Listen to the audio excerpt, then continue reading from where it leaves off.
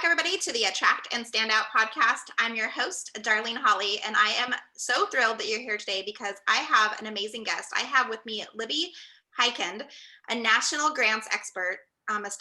She's established a grant writing agency in 1994, so she knows what she's talking about. Libby is the creator of NYCGrantwatch, which is a grant newsletter publication for nonprofit organizations. And Libby is credited for over 46,000 children receiving health insurance as a result of her coalition, I can't say that word, building of nonprofits and writing their first Staten Island Child Health Plus proposal, which is amazing. Libby, welcome to the show. I'm so thrilled to have you here today. Thank you. Thank you very much. I think we need to amend that bio because GrantWatch is a national and international organization now. It started as NYCGrantwatch, it actually did. And it just moved from New York City to New York State to the tri-state area. It went all across the United States. It's now the entire United States, Canada, Israel, and international. Oh my goodness. It's gone there. We need a bio update because yes. Yes. The growth that you've had while you've been in your business, to take it from being in one city and just watching it expand and grow from there. Right. It started we took our first dollar in May of 2010. That was the first dollar that came into the website.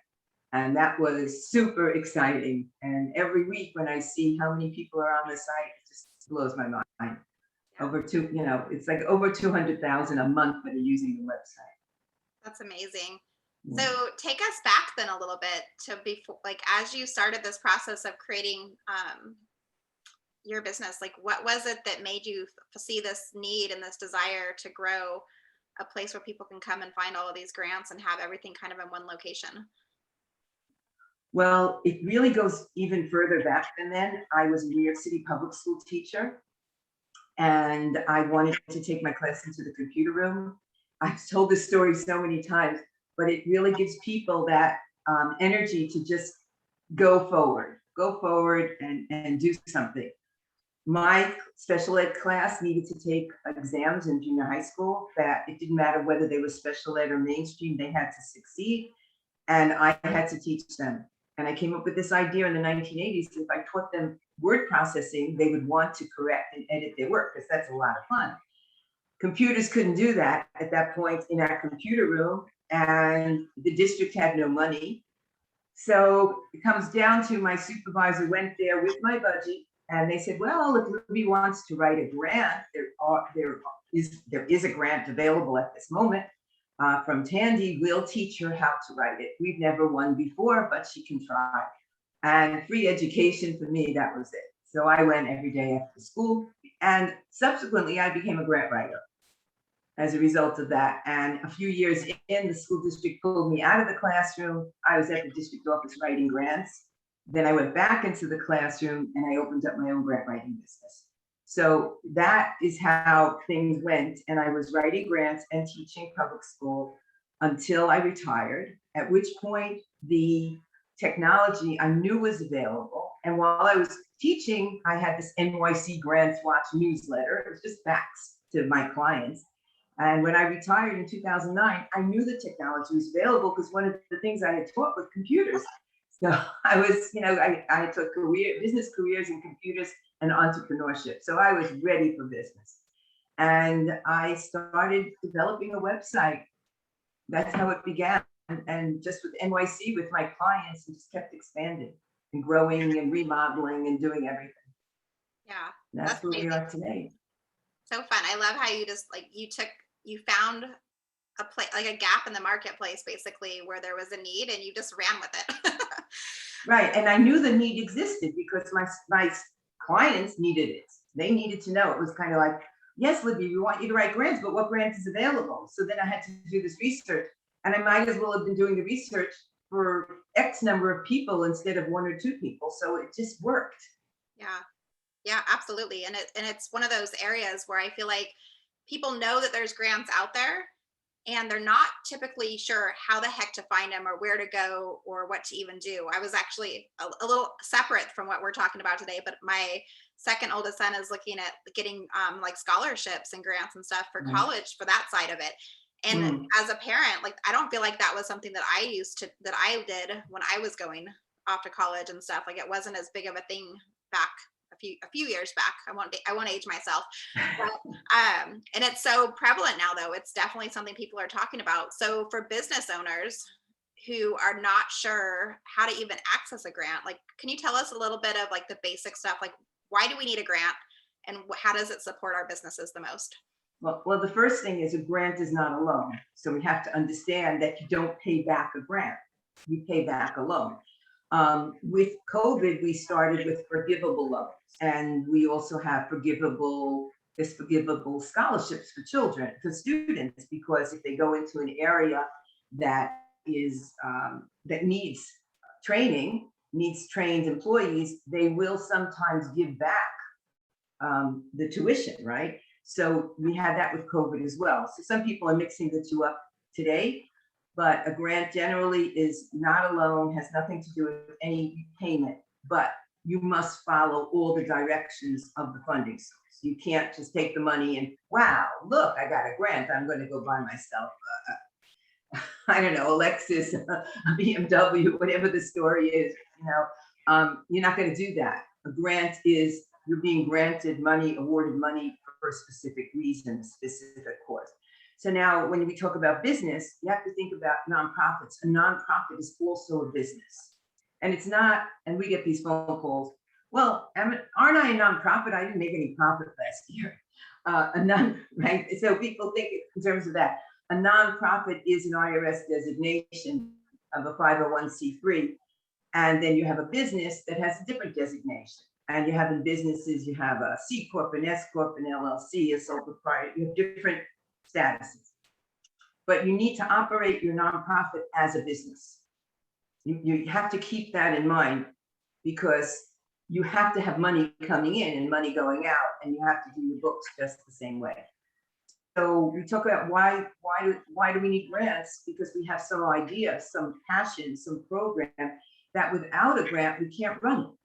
Right? Money has to come in to fund whatever it is your community needs, whatever your target audience is that you serve, the money has to come in, and then you need to be able to spend it and appropriate it in a proper way. So that's where we come in. Yeah. So typically then,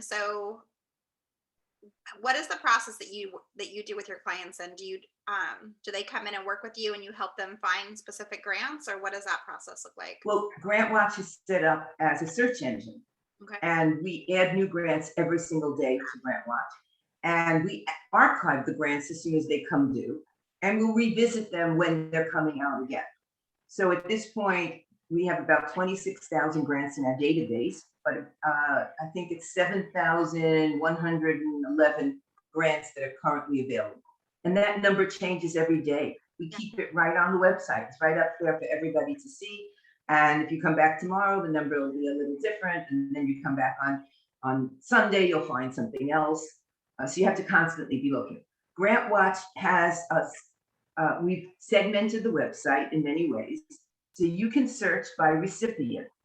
That's the most important. If you're a nonprofit, you need to search as a nonprofit. And if you're a small business, you need to search as a small business or an individual. And some grants will cover more than one kind of recipient. So it doesn't matter, but you need to be searching that way. So we have a search bar that will let you search as a recipient. It'll let you search according to location. So if a grant is for USA, it will still be in California. It'll be in Florida. It'll be in Georgia, right? But if a grant is specifically for San Francisco, it will only show up in california.grantwatch.com. And so you want to change your recipient, you want to search within your state, and you want to search within your category. And we have, I think, about 59 categories on GrantWatch right now. We added a few during COVID. We have COVID, we have social justice, we have BIPOC. We've added a few. There's a few more than that that's not coming to mind at the moment, because we're very current. So when there's a lot of grants coming in one particular area, we will add that category. And then it may also fall into another category at the same time. So you want to search that way. You could also, what if you're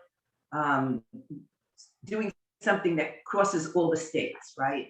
But it's a keyword. You can search by keyword. If you're a member plus, so you come to GrantWatch, you sign up, grantwatch.com. You sign up, you become a member, a plain member. That gets you the newsletters, that gets you our emails, and they're very informative. We put out about 2 articles a day, plus update and add new grants constantly. And then if you want to see further, because all you're going to see on GrantWatch is a little blurb and a small description. But if you want to find the details for applying, you need to be a member plus. And we have a pricing and plans section on the navigation bar. It's quite reasonable. It's $18 a week, $45 a month, $90 quarterly, or $199 for the entire year. And you have access to every section of GrantWatch. Nothing's blocked from you. There are some websites, if we compare ourselves, where it depends on what size agency you are, how much you'll pay, and what you'll have access to. With us, you have access to everything. So you can go back and forth, go in and out, and use the website. And it's there. And let's say you don't know how to write a grant, your organization is very small, then you might want to use Grant Writer Team, which will match you with a grant. The grant seeker will be matched with a grant writer. So we have that. So cool. It's such a great process too, because most people say to me, like, I know there's grants out there, but I don't know how to find them or where to go. And you kind of have like that one-stop solution. So you don't have to sit there on Google and like search for every single grant that's out there. You can actually have a hub basically where everything is held in one place, and you can just go in and apply and see what's valid for right now or what would be worth it for you. Which, and even with GrantWatch, I would not tell you that we have every single grant that's out there in the entire world. Yeah. It's impossible because things come and go constantly. We work really hard. But if you want to have a second grant website at the same time, we don't mind. You know, you'll find more on GrantWatch than any place else, but you know, you can cover your tracks if you want to. There's no we have no problem with that. So tell me a little bit about like the process then. So someone discovers your website, they're like, I know there's money out there that I can get the support I need to either start my business or my nonprofit, or maybe I've been in business for a while and we just need a little bit of extra support for a new project we're taking on or whatnot.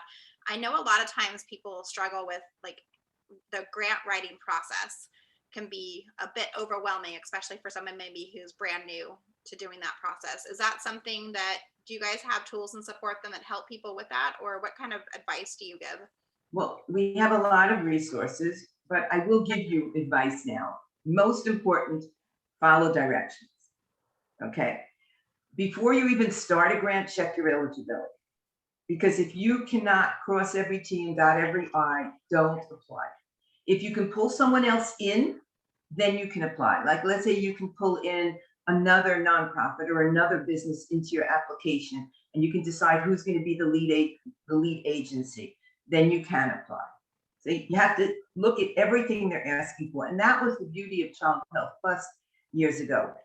What we did was we brought all the nonprofits together. One organization hired me to be the lead organization. And then we brought everybody in together, and all these agencies were able to reach into their communities and identify the children.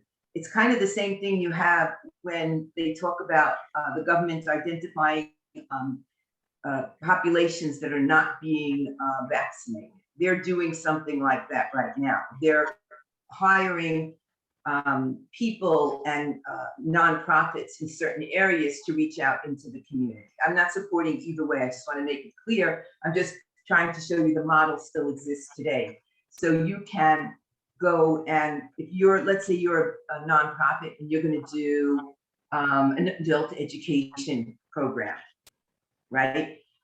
You might need to have also a mental health component if that's what the funding source wants. So then, but you've never done that.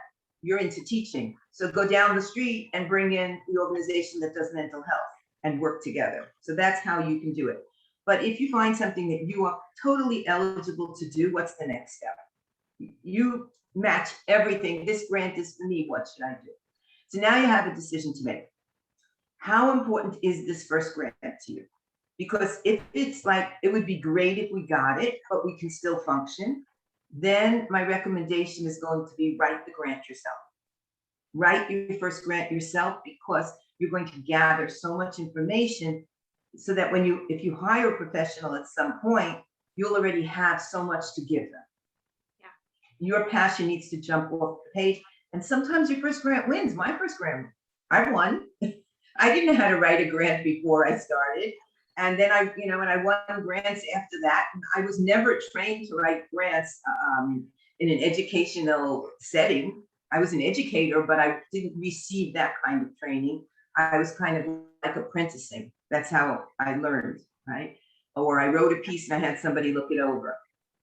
Another part about writing a grant, if you're writing it yourself, ask your friend who doesn't know anything about your program to read it. If they understand, if they can follow through, you got something. That's really important. A foundation, a government agency, a corporation that's funding a grant, right?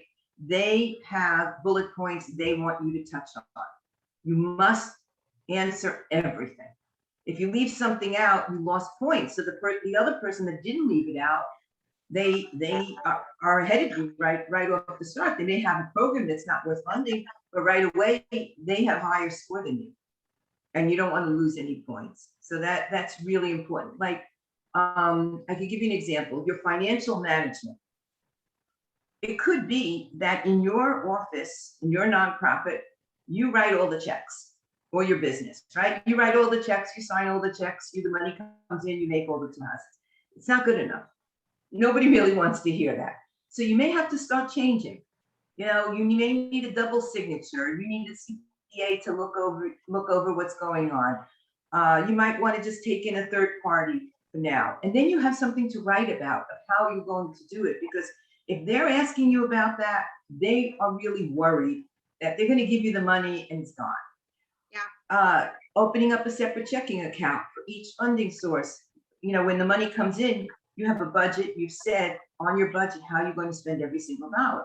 So in your when you write about financial management, to say that I'm opening up a separate checking account and every single dollar for this program that's coming from this money is going to be written from that account. That's great. I know now you're going to be accountable. Yeah. You're not just putting it in your pocket and walking around the supermarket with the money, right? So you have to think in terms of somebody reading this and somebody's giving you money. They have a mission, either the government agency or the foundation. They want the money to be spent and used in a certain way. Yeah. And so you need to be accountable. How are you going to spend it? And you have to think about that. So I go back to write the grant yourself. Why? I always, let's see if I can remember my initials. PMF, passion, maps, and folders. You want your passion to jump off the page, right? If your passion isn't jumping off the page, I mean, if you went to your parents and you asked for an allowance, you really need to validate why you should get that allowance, right? Yeah. Oh, mom, I'm going to be washing the dishes. I'm going to be sweeping the back patio, and I'm going to really be deserving of this allowance. So can you start giving me an allowance, right? You have to explain it. So, and that passion for what you want to do has to jump off the page. So like you're going to say to your kid, what do you need the money for? I know what you're going to do to get it, but what do you need it for, right? And they really want that red bicycle that's in the store. And they're going to tell you how much they really want it. It's burning inside them. They want to have it. That's what you need to be able to say. Why do you want to run this program? And that goes back to what you do, right? You tell stories. Yep. Right? That's what you do. So the same thing when you write a grant, you're kind of telling a story as to why you want it. They want to know your organizational history. That's your story. They want to know your organizational capacity, your mission statement, your vision statement. All of that is who you are. So when you write your own grant, that jumps off the page. Your excitement for what you're doing. And a grant writer, and I love my grant writers, but it takes a while, a lot of conversations, a lot of them reading what you've done to understand and be your ghostwriter. Yeah. So, right? So if you can write your first one, really getting ahead of yourself, And you can still give that for the next one to a professional writer if you find out that, you really messed up. Or you just may have a career in grant writing like I did, right? So passion, maps, and folders. So I'm going to skip maps for a minute and go to folders. When you write your own grant, you start to put things together in a folder online and a folder hard copy, because things happen online and you always want to have everything. You want to have all your licenses. Anybody that's working within your agency needs a resume, and the resume should not start out with that they babysit for their daughter's children. It should be a professional resume. Everything related to what you're doing, what they're doing in this organization. And leave out those fun things that have nothing to do with it. We're not hiring you. We want to know why are you so equipped and prepared to run this program? And that's what should show up in the CVs. If you published any articles, that also should go, if they are pertaining to what you do in the organization. When I hire somebody, of course, I want a well-rounded person when I hire someone, right? I want somebody that exercises, honestly, because I want somebody that has good mental health. But that's not important to the nonprofit, to the foundation or any funding source, unless we're dealing with recreation, sports and recreation. So you have to think in terms of that. I don't want to keep going off track, but I can't say that enough, because I get a lot of resumes that have nothing to do with the job that they're applying for. So you in your folder, every license, a rental agreement, if your agency owns the building, something that proves that, the spacing, the blueprints, any past articles that have ever been written about the business or the nonprofit should be in that folder. And then whatever your target audience is and the wrong that you right within your agency for the community, you need to show the needs of the community, right? So if you're going to do an adult education program, English as a second language, you would want to show that in your community, how many people are immigrants and speak what languages according to the most recent census or school district figures, right? So you want that in your folder. So you have to think in terms of what's going to show. Homeland Security, you would be wanting to show all the acts of possible terrorism, hate crimes, or whatever that's happened in your neighborhood. You want to keep a folder on it. Hopefully everybody, it's going to be empty from now on. But if that's what you're applying for, you want to have that. If people were arrested, I'm just going to go back to Homeland Security. If there was a major arrest a block away or 2 blocks away in your community, then you want to put that into your folder, because you want to show yes, you need the help. And this is why. Yeah. So this is what you need to do as the executive director of an organization, and prepare this folder for a grant writer and for yourself, right? You want your 501c3 papers or your EIN papers, whatever it is, you need to put it in there, and just keep adding to it. This is something that needs to be living and breathing and constantly. Wow, I read this article. It says that we have this problem in this community and we're trying to solve that problem. Let's put that in the folder. Yeah. Another thing that GrantWatch just helps everybody with is we have grant news. That's part of GrantWatch. So if your agency is doing something that is replicable, that could be used in another, let's say you're doing it in one city, it could be used in another city with the same kind of statistics, then we want to write an article about it. And we'll put it up on Grant News for you. Everybody can understand what your program's about. And now you have a piece of paper, an article that's been published, been seen by thousands of people. You can put that in your folder. It becomes part of your addendum or appendix to your grant application. So this is what we do: passion, maps, and folders. So now what's the map? You ask me, how do you start? Start with the budget. Find out how much that funding source is given in the past. If they don't, sometimes they say, we're giving out 6 grants in the range of $20,000 to $100,000. So you know. If they don't say exactly, you don't have enough of a feeling, then go and look up the history of what they've given in the past, and then start your budget and see what things they've written they will not fund. They may not fund any administrative costs. but they'll fund all the direct service costs of your program. So you want to make sure your budget shows that you can still run it. Where are you going to get your administrative costs from? Well, your general operating expenses, so that's going to be in kind. So in your budget, break it up. You have one column that's going to show all the items to run the program. Every single thing you need, from stamps to internet to it could be, subway tokens, whatever it is that you need to run your program, every single thing is in there. And then you want to have another column, what are you looking for from the grant? And another column, what's in kind? What is your agency contributing? Or maybe you have another grant. So put that there. You can have 3 columns, right? You need to show the organization that you're asking the money, the funding source. You need to show the funding source that you can operate this program. Yeah. Now you have your budget, now build your program. Why? Because when you're writing your program, every single dollar that's in that budget needs to be in the program. Yeah. And one thing I'm going to warn everyone, don't change your budget the day your grant is due, because you have to go back and rewrite everything, because your program won't work if you change your budget. If you find out that XYZ down the street is applying for the same grant and you're only applying for 30,000 and they're applying for 100, that's not the time to change everything. It's you just don't have enough time, and if you do it, you're not going to get funded. Yeah. And I've seen it happen. I've really seen it happen, because there are grants that are given. There are some grants that are given to a lot of organizations in the same community. So figure out your budget early on.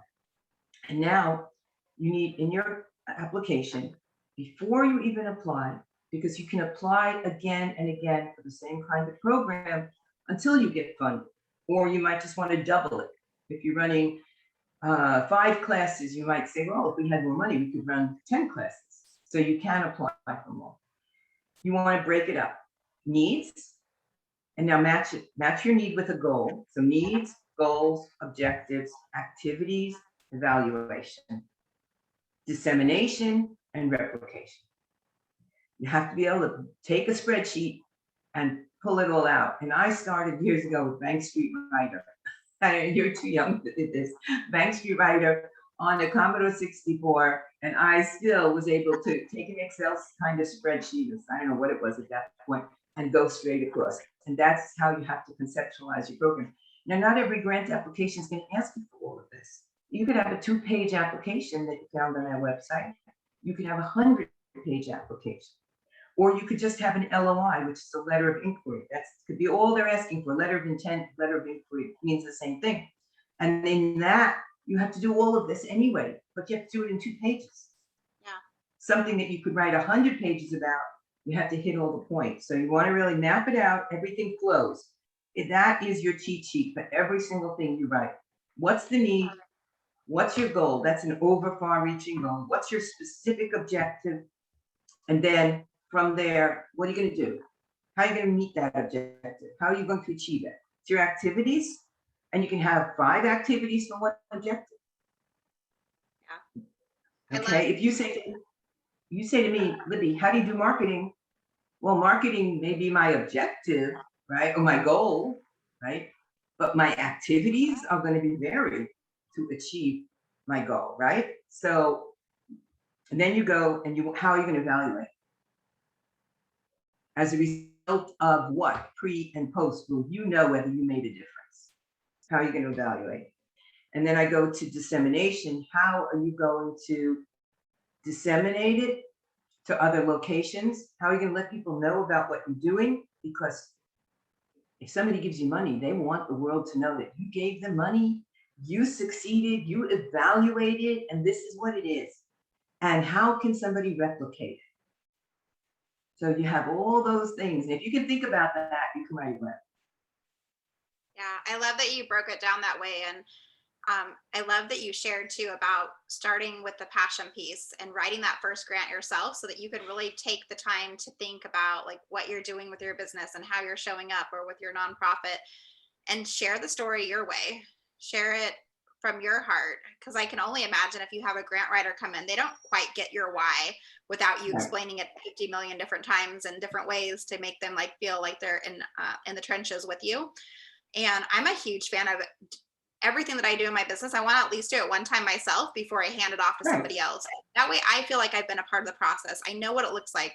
I may not do it every single time, but I've done it. I know what it looks like. I know how that process is going to work. And I love that like your passion's going to shine through as you're writing those grants. And that's what's going to get grant. That's what people see when they read those grants. The person who reads all these grants, because somebody does that, right? They go through all of them to pick Oh, I who's going did to be. this. I was a grant reviewer, and Were we you? started with 10 grants. This was in Washington, D.C. 10 grants, 3 people in the room, and a supervisor. We're all reading the same grant. We're all scoring it, and we have to come within a certain percentage point between us. Otherwise, the supervisor will go through it and find out why. And one grant means something more to me than the other one. Because why? Because I'm on board with their passion. I feel it, right? So that's what it is. That's really what it is. You're pulling on people's heartstrings. The Right. people that are in the room reading these things, like they want to feel like, oh yeah, like this is going to happen. I can see where they're going in life, what their direction is, what their goals are. Like when they can feel it versus just read it and see it, Mhm. like that's a game changer. I can imagine in the process. So we have that with grant writer team. With grant writer team, a grant seeker will put up a request for grant writer, and they answer certain questions. Now the grant writer has to bid, and they have like these 2 paragraphs to bid on it. And some grant writers will just say, well, I charge $40 an hour, and I do this and this and this and this. And another grant writer that gets the job is the one that says, oh, your program is about Alzheimer's. My cousin had Alzheimer's, and I helped out, and I know all about that, whatever. And I tell my grant writers, if there's something in your life that you have done, can you relate to this organization? Tell them how you relate. If it's preschool and you have children and they went through preschool and you know what works and what doesn't, and you research best practices, or you were on the board of a preschool, this is what somebody wants to hear. Do you share their passion? Otherwise, they'll go with somebody that's at a higher rate than you're charging because they share the passion. And that's the same thing. Yeah. And it goes back to, I think, what we talked about before we even hit record today. Like when they're sharing their story, that's what's going to connect with the other people. So you have to show up and share your story and really connect with people, because people buy from people they know, like, and trust. And it's the same with the grant process. If they Right. know you and start to like you and they resonate with your story, and they may not have the same life experiences, but they can see themselves in what you're talking about, that's what's going to draw them in and make them excited to pick your grant process and or application. Right. So with you. some grants are more personal than others, right? Some grants are for an individual and they really need to know your individual story. And some grants are for the nonprofit. And so you might want to say in your organizational history that it was founded and started by so-and-so who had found the need for this, and now it's this way. But you don't really want to go through all their personal life, and you want to speak in the third person, because that's how somebody thinks about it. And so a lot of times when I was writing grants and I got something from an agency, I had to redo the whole grant because it was written in the first person. Yeah. Not realizing that you need to be able to take that step back. And switch it, especially from the nonprofit side. I was, right. Yeah, because small business owners, a lot of times, so there's maybe in the beginning stages, so they're solopreneurs or they have a small team or a group, and they can share maybe a little bit more personal. But I could definitely see from the nonprofit side where you're sharing like your mission as a whole, as a group of people coming in and having that passion. It's such an interesting. Go ahead. That's what's great about GrantWatch, because we level the playing field. That's why we did it. Yeah. That lets all the nonprofits step into this funding arena, no matter how many people are working for them. And then from there, they can just build up. And I told you earlier, we have a testimonial page on the navigation bar of GrantWatch. And if you play the videos of nonprofits that have sent them in to tell us what they found and how they got funded, you'd just be amazed. I cry every time we get a video in. I mean, I'm like happy tears all over the place, because I'm like, we did that. We were a part of this. Look at how many people got fed because of a grant that we posted and they applied, and all these people had dinner. I'm just like, or health insurance, or homelessness, there are beds. We're just floored by it. And it's such a blessing to be a part of that process. I can imagine, like, as you see these grants come to fruition and you see where they're actually doing so much good in the community and in our world, like, that's a powerful piece for all of us to take like a step back and think, like, how can I go out there and impact my community in a bigger way? And sometimes you need grants, you need money to come from different avenues versus just like that income that's coming in as a small business owner. Like, go think about getting a grant, think about what you can do locally in your community or how you can give back in a bigger way, when you just have a little bit more cash infused into your business so that you can make those dreams and goals actually flourish in. Libby, as we start to wrap things up, Okay. I'm gonna do rapid fire questions with you in just a second, but do you have any final thoughts as far as like any last thing you want to say before we go into rapid fire? If somebody's like, well, I'll just say something. It's called Tikkun Olam, fixing the world. And when you are interested in doing that, you're interested in doing something for the greater good to make a change. And I'm not talking about politics. I'm talking about fixing, going out into your community, as you said, and making that difference. Find us on grantwatch.com, and therefore you will be able to make that difference because the power is within you to write that grant. Yeah, I love it. I'm intrigued. I have never applied for a grant for my business before, but I'm going to go check it out, Libby. You've inspired me today to go look and see what else I could do through that process. So I'm going to do some rapid fire questions. I love to get to know my guests on a little bit more of a personal basis. So I have a couple questions for you. Are you binge watching anything on TV right now? And if so, what? Oh, everything's over. Yeah, unfortunately, I went through everything. I finished The Crown. I finished Emily in Paris. I finished Mrs. Maisel. It's all over. I'm waiting. We started Yellowstone, but one episode was like watching a movie, so we have to schedule that. I can't binge that, right? But I loved it. So yeah. that's. You've had some good ones. You've had some good runs. Are you reading anything currently?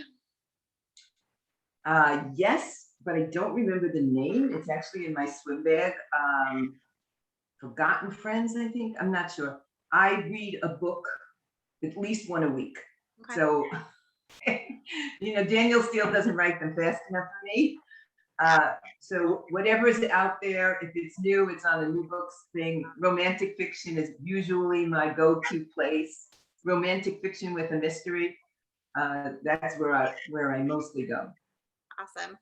And what is your happy spot? When Libby needs to recharge and reset, do you like to do something specifically, or is there a place that you like to go to recharge? The beach, but not to sit there and sunbathe. I just need to watch the ocean. The power of the ocean, the strength of it, that gives me the recharge. That salty water smell. I love it. Yeah, and you're in Florida, so you have the East Coast beach, and I'm in California and have the West Coast. Right. And I'm with you. If I just need, like, my soul needs to reset, there's nothing more powerful than being at the beach. Right. And I have two more questions for you. If you had to name one person today, who would you say has made the biggest impact on your life? Oh, it's between my mother and my father. So, and they're both gone, unfortunately. My mother passed right before COVID, January 2020. So I'd say both. It's very strange, but because of my father's choice for me when I was younger, I was accepted to Pratt, but I ended up in Brooklyn College and became a fine arts minor and in education. Because of that, today I have a pension, so I can do what I want. I'm able to do all of this good work because of it. I didn't need to, after I retired, I really didn't need to earn a living. Yeah. Because of that. And my mother and father, both of them, their work ethic was so strong. And I work all the time. And it's the balance. That's the hardest thing about working, is finding that balance between when I'm supposed to exercise, when I'm supposed to take that breath and recharge, and when I should be working, because I have a great staff. but they have questions and they need them answered. And I might just be about to leave to do my exercise, and then I'm held up. And that's really, and you didn't ask that question, but that's really what bothers me the most in life is finding that balance for myself, because it affects the people around me who are waiting for me, to go ride my bike or something. Yeah. So I'm glad you shared that, because I call it harmony. Like there's never a day where I feel like I can like the balancing never quite worked for me. It's more of like the flow and the harmony, the ebbs and flow of life. Like some days we work more, some days we play more, sometimes we can give more quality time with our kids, but knowing sometimes like to give yourself that grace and know that it's not going to go exactly how you always plan it to, but like just being willing to go with the flow. And I love that word, because there's no guilt. No guilt associated with harmony. Balance of life. There's so much guilt. yeah, Harmony. I'm going to use it. yeah. I'm a mama of 4, and so I learned really quickly. I'm like, if I try to balance like work and mom life, like the teeter totter just never quite sat well. Right. Never worked. When I just know sometimes like today my kids need me and I'm gonna take the time to be with them, and tomorrow maybe I'll be more in my business and do those things, but not putting that pressure on myself to feel like it had to be like this equal balance thing. So I'm glad you mentioned that. I'm going to write an article about finding harmony. Yeah, I love it. Great. Thank you. You're welcome. And my last question for you, if you could travel anywhere in the world today, where would you go? Israel. Israel. It's closed up right now, so can't go. But yep. I miss grandkids. So usually what I would do is I would fly up north, see the kids, New York, New Jersey area, go to Israel, come back down, see them again, and then stay in Florida for a couple months. Can't do it. Yeah. Hopefully really soon, fingers crossed, we will go back to being able to travel and do all the things that we want to do in our life. Libby, thank you so much for being here. It's been so amazing to have you on the show. I know that you've inspired me to write some grants, and I know that you have inspired our audience today. They're going to want to connect with you. Where should they go? I know you mentioned your website again, and then. Okay, so grantwatch.com, grantwatch.com. You can write to me through support@grantwatch.com. You can ding me on Facebook. Grantwatch is there. We're all over the place. Please follow, engage with us. We really like to hear from you. And you can call us at 561-249-4129. Awesome. Libby, thank you so much for being here. It's been an absolute honor to chat with you and just hear about your life story and how you came into this work, doing so much good in the world just through your processes, which I absolutely adore. And that's what I do. I watch my testimonial page when I feel low. We all have those ups and downs. And all I have to do is see that people got grants and what they're using the money for, and I'm happy again. So especially in today's so much bad news, we need good news. Right, so. Absolutely. We can take all the good in as possible. Right. Thank you so much. It's been a pleasure. Yeah, absolutely. Thank you, everybody, for joining us for this episode of the Attract and Stand Out podcast. Remember, I believe in you. You're allowed to stand out. You're allowed to shine. You're allowed to be you. We'll see you next time. Thank you.